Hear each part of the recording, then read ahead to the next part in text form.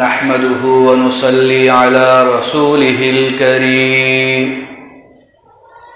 أما بعد فأعوذ بالله من الشيطان الرجيم بسم الله الرحمن الرحيم قل إن كنتم تحبون الله فاتبعوني يحببكم الله ويغفر لكم ذنوبكم والله غفور رحيم۔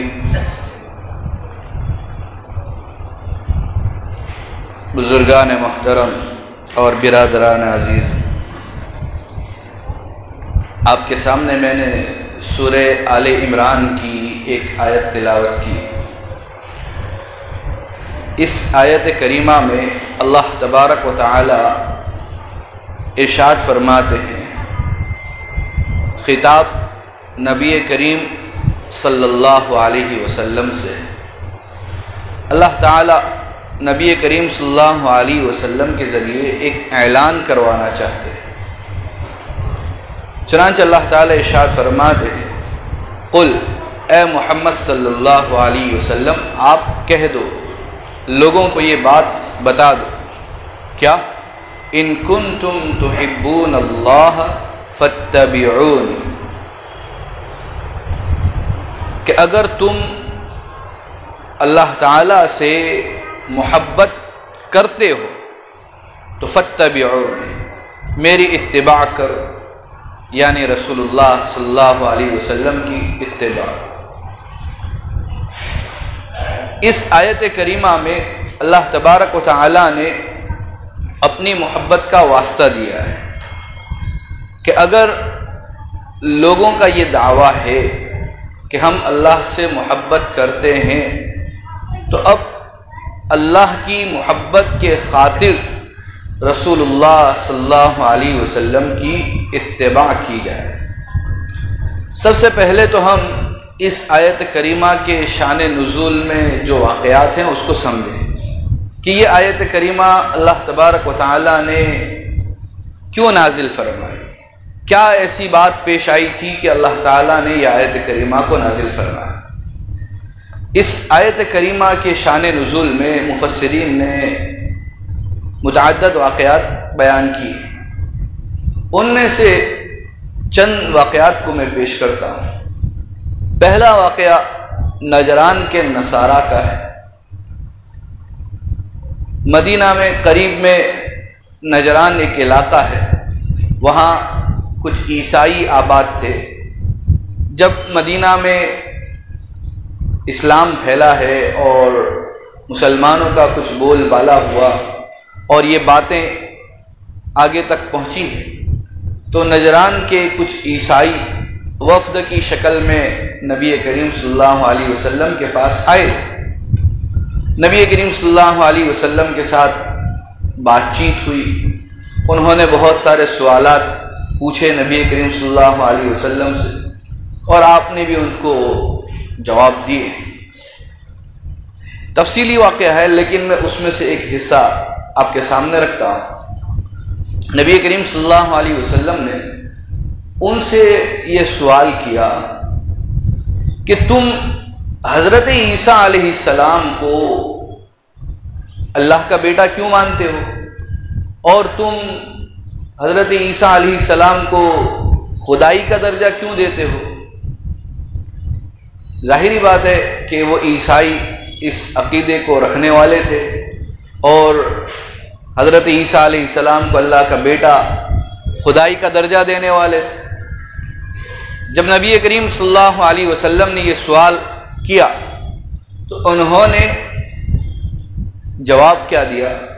انہوں نے جواب دیا کہ دراصل ہمیں تو اللہ تعالیٰ سے محبت ہے، ہم تو اللہ تعالیٰ سے محبت رکھتے ہیں اور اللہ ہی کی محبت میں ہم حضرت عیسیٰ علیہ السلام کو اللہ کا بیٹا مانتے ہیں اور ان کو خدائی کا درجہ دیتے ہیں۔ ایک واقعہ تو یہ ہوا۔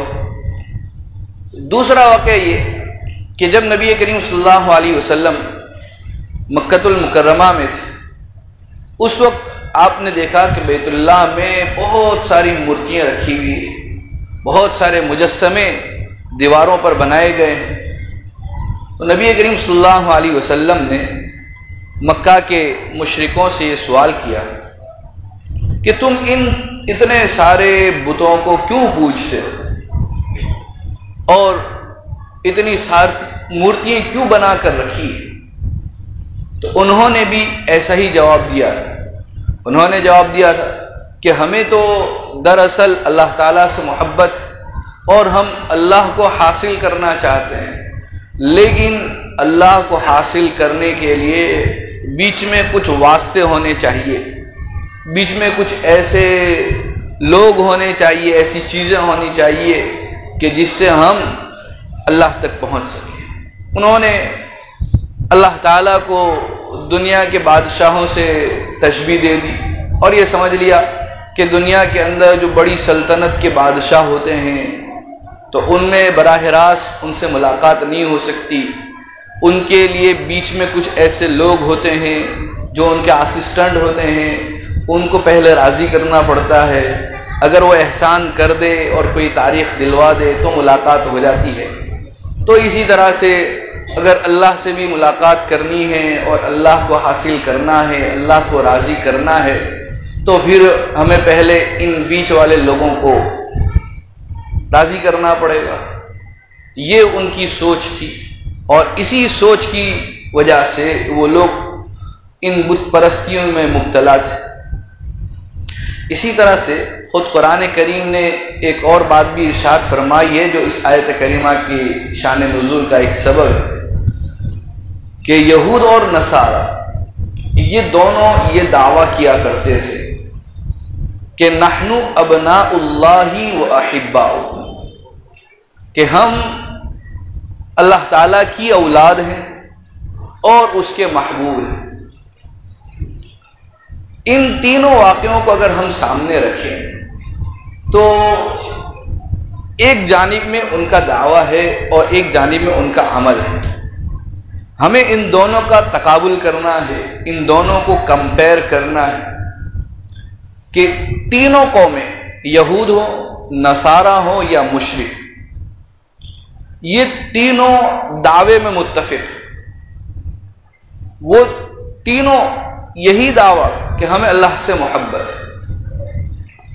تو اب اس دعوے کی وجہ سے جو عمل وہ لوگ کر رہے ہیں اور اس محبت کو حاصل کرنے کے لیے جو محنت کر رہے ہیں وہ کیا ہے؟ وہ اگر دیکھی جائے تو وہ ایسا کام ہے جو اللہ کو ناراض کرنے والا ہے اور اللہ سے دوری کا سبب ہے، اللہ کو غصہ دلانے والا ہے۔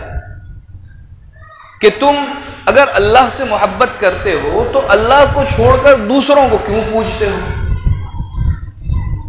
اگر تم صحیح معنی میں اللہ ہی سے محبت کرنے والے ہو تو تمہاری نظر اور تمہاری رات دین کی دوڑ دھوپ وہ صرف اللہ کی جانب ہونی چاہیے تھی، لیکن تم نے اللہ کو چھوڑ کر، یہودیوں نے حضرت عزیر علیہ السلام کو اللہ کا بیٹا بنا دیا، عیسائیوں نے حضرت عیسیٰ علیہ السلام کو اللہ کا بیٹا بنا دیا، اور مکہ کے مشرکوں نے ہزاروں بت کھڑے کر دیے اور کہیں پر فرشتوں کو اللہ کی بیٹیاں قرار دے دیا۔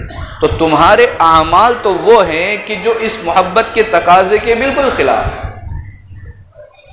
اس لیے اللہ تبارک و تعالیٰ نے آیت نازل کی اور فرمایا کہ اگر تم صحیح معنی میں اللہ سے محبت رکھتے ہو اور تم صحیح معنی میں اللہ سے محبت کرتے ہو تو محبت کا تقاضا کیا ہے وہ بھی سن لو۔ چنانچہ فرمایا کہ قل، اے محمد صلی اللہ علیہ وسلم آپ ان کو بتلا دو کہ جو لوگ بھی یہ دعویٰ کر رہے ہیں کہ ہم اللہ سے محبت کرتے ہیں تو محبت کا تقاضا کیا ہے؟ ان کنتم تحبون اللہ فاتبعونی، کہ تم اگر اللہ تعالیٰ سے محبت کر رہے ہو، اور یہ بات اللہ تعالیٰ اپنی طرف سے فرما رہے ہیں کہ ان کنتم تحبون اللہ، کہ اگر تم اللہ سے محبت کرتے ہو تو فاتبعونی، रसूलुल्लाह सल्लल्लाहु अलैहि वसल्लम की इत्तिबा करो।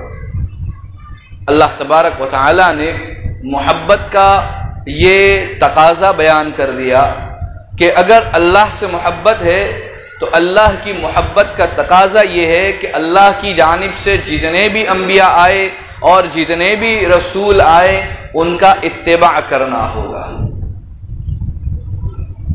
ये असल अल्लाह तबारक व तआला की मोहब्बत। तो इससे हमें जो सबक मिलता है वो सबक ये है कि अल्लाह ताला की मोहब्बत अल्लाह तबारक व तआला के भेजे हुए रसूलों के इत्तिबा में, खुसूसन हमारे लिए उम्मत मुहम्मदिया के लिए कि जो इस कायनात में सबसे आखिरी उम्मत है और हमारे बाद और कोई उम्मत आने वाली नहीं है, और हमारी जानिब नबी करीम सल्लल्लाहु अलैहि वसल्लम को आखिरी नबी बनाकर भेजा गया है और आपके बाद अब और कोई नबी आने वाला नहीं। तो अब मालूम हुआ कि क़यामत तक जितने लोग आएंगे और जितनों का भी ये दावा होगा कि हम अल्लाह से मोहब्बत करते हैं, उनके लिए एक ही रास्ता नबी करीम सल्लल्लाहु अलैहि वसल्लम की इत्तिबा।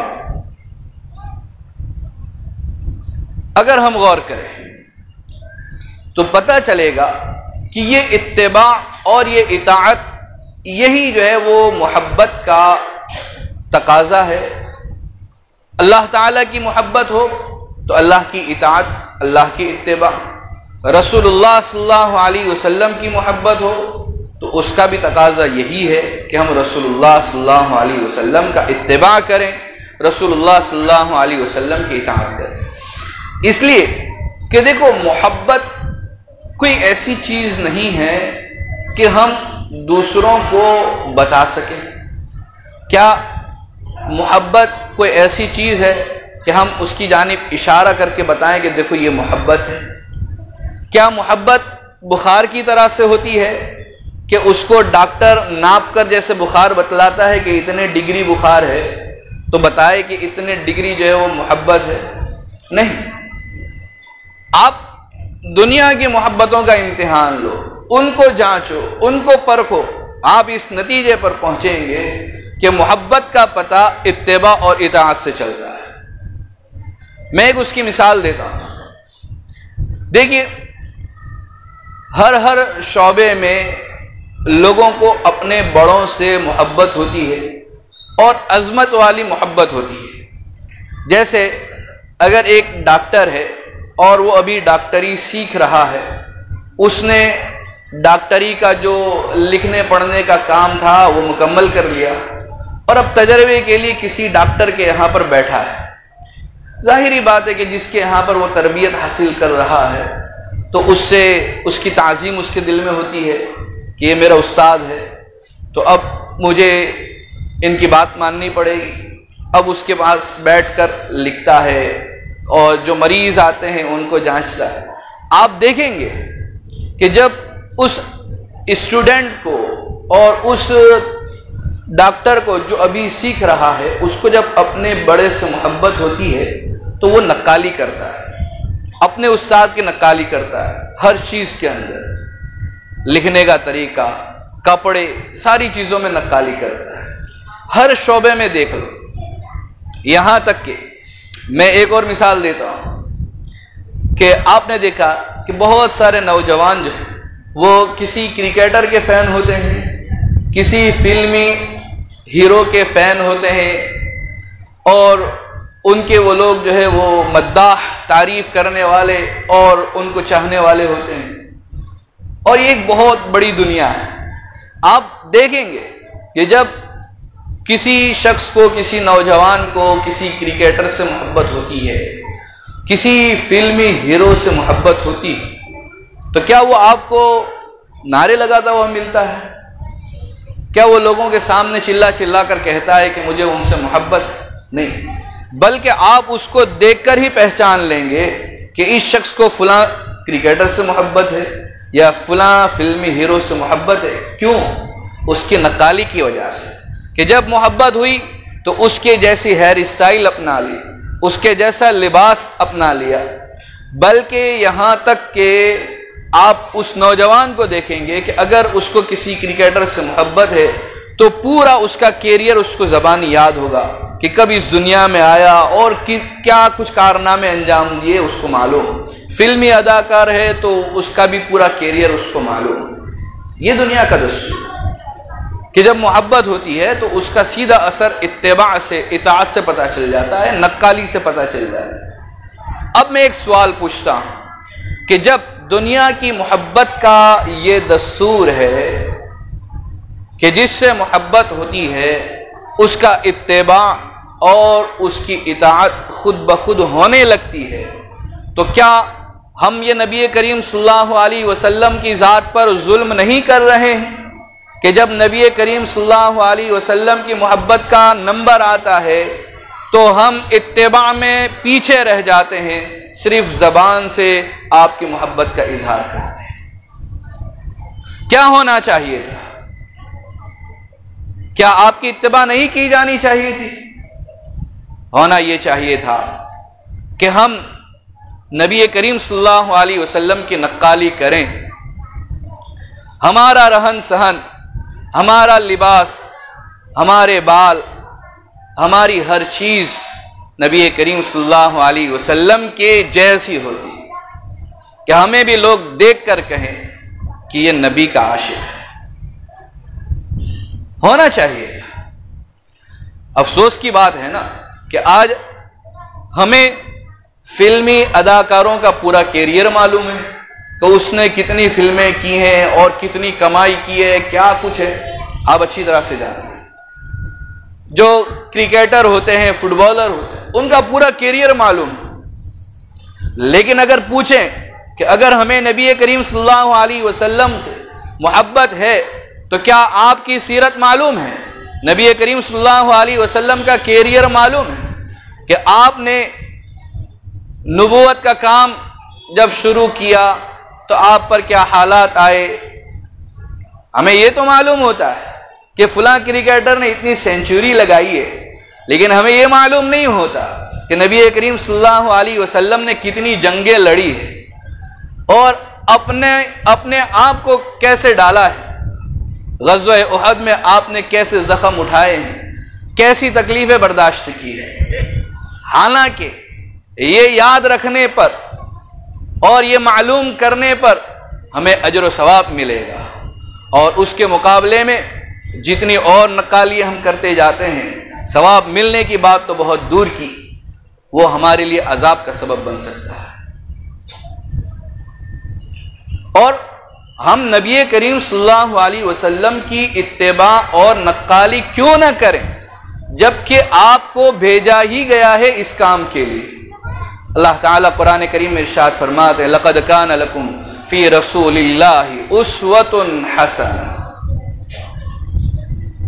آپ قرآن کریم کے الفاظ کو دیکھیے، کس قدر خوبصورتی کے ساتھ اس بات کو بیان کیا ہے کہ لَقَدْ كَانَ لَكُمْ فِي رَسُولِ اللَّهِ أُسْوَةٌ حَسَنَةٌ، کہ تمہارے لیے رسول اللہ صلی اللہ علیہ وسلم کی ذات میں بہترین نمونہ رکھا گیا.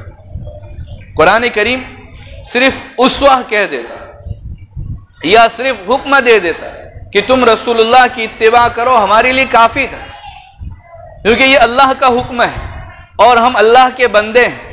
اللہ ہمیں جیسے رکھے گا ہمیں ویسے رہنا ضروری ہے.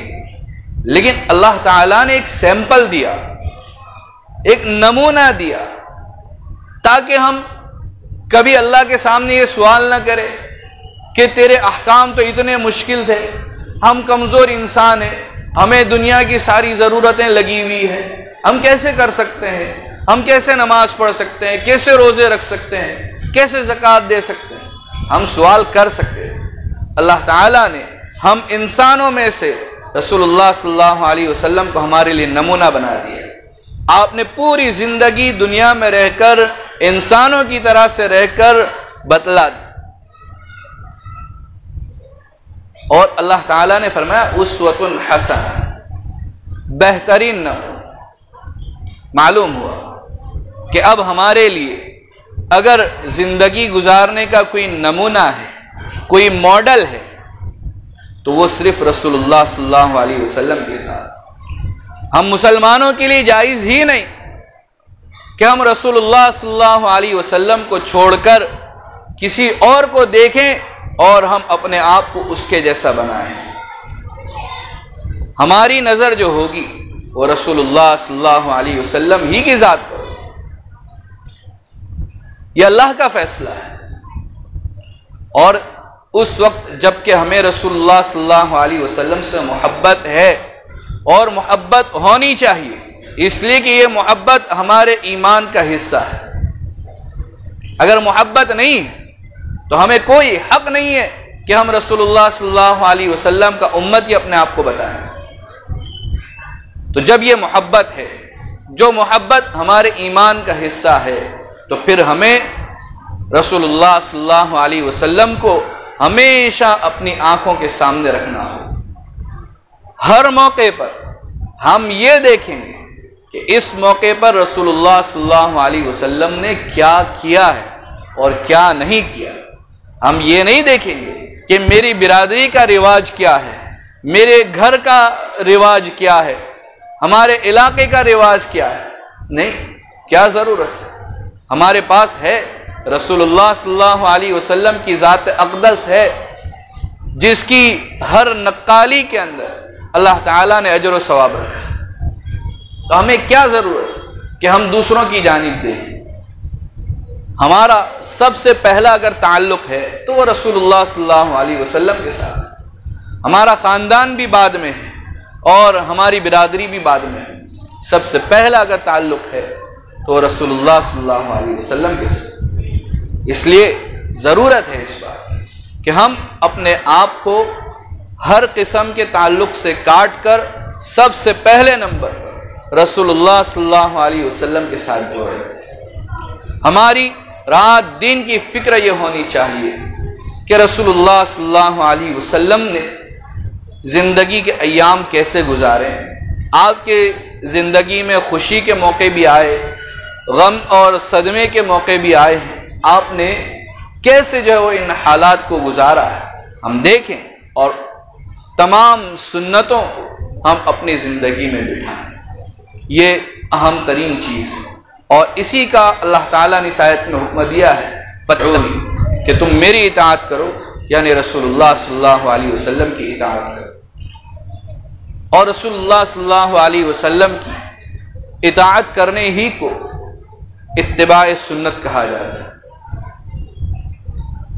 اس لیے کہ رسول اللہ صلی اللہ علیہ وسلم نے جن جن کاموں کو کیا ہے اور جن کاموں کو ہوتا ہوا دیکھ کر رسول اللہ صلی اللہ علیہ وسلم نے خاموشی اختیار کی ہے اور اس سے روکا نہیں، وہ کام ہمارے لیے جائز ہے، ہم اس کو کر سکتے ہیں۔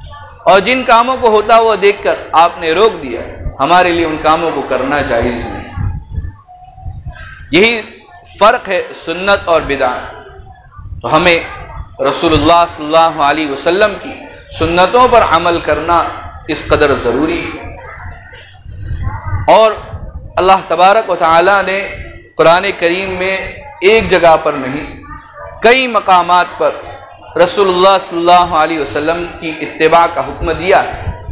چنانچہ مفسرین کرام نے یہ بات بیان کی ہے کہ اللہ تعالیٰ نے پورے قرآن میں 40 سے زائد مقامات پر رسول اللہ صلی اللہ علیہ وسلم کی اتباع کا حکم دیا۔ اکثر مقامات پر اللہ تعالیٰ اپنی اطاعت کے ساتھ رسول اللہ کی اطاعت کو جوڑ کر بیان کرتا، اطیعوا اللہ و اطیعوا الرسول، تم اللہ کی اطاعت کرو اور رسول اللہ کی اطاعت کرو۔ اور اللہ تعالیٰ نے رسول اللہ صلی اللہ علیہ وسلم کی اطاعت کو اللہ کی اطاعت قرار دیا ہے۔ وَمَن يُطِعِ الرَّسُولَ فَقَدْ أَطَاعَ اللَّهَ، کہ جس نے رسول اللہ صلی اللہ علیہ وسلم کی اطاعت کر لی اس نے اللہ کی اطاعت کی۔ اللہ کی اطاعت کا جو راستہ ہے وہ رسول اللہ صلی اللہ علیہ وسلم کی اطاعت سے ہو کر گزرتا ہے۔ آپ کوئی ایک ایسی مثال نہیں دے سکتے کہ کوئی شخص اللہ کا تو مطیع اور فرما بردار ہو لیکن رسول اللہ کا نہ ہو۔ اس لیے کہ اللہ کی اطاعت کا طریقہ ہمیں رسول اللہ صلی اللہ علیہ وسلم ہی سے پتہ چلا۔ تو اگر ہم اللہ تعالیٰ کی صحیح معنی میں عبادت کرنا بھی چاہتے ہیں تو ہمیں رسول اللہ صلی اللہ علیہ وسلم ہی کا طریقہ سیکھنا پڑے گا۔ نماز ہی کو لے لو، اللہ تعالیٰ قرآن میں تو جگہ جگہ فرماتے ہیں کہ اقیم الصلاۃ، نماز قائم کرو، لیکن مجھے بتاؤ قرآن کریم میں یہ نماز کا جو طریقہ ہے، جس طریقے سے ہم نماز پڑھتے ہیں، کیا کہیں پر بیان کیا گیا ہے؟ کہیں پر بھی قرآن کریم میں یہ پورا طریقہ نہیں بتلایا گیا ہے کہ کیسے جو ہے وہ 4 رکعت پڑھنی ہے، 2 رکعت پڑھنی ہے۔ ہمیں رسول اللہ صلی اللہ علیہ وسلم نے پڑھ کر بتلایا اور پھر حکم دیا کہ صلو کما رأیتمونی اصلی، کہ جیسے تم مجھے نماز پڑھتا ہوا دیکھتے ہو ویسی نماز پڑھو۔ روزہ رکھنا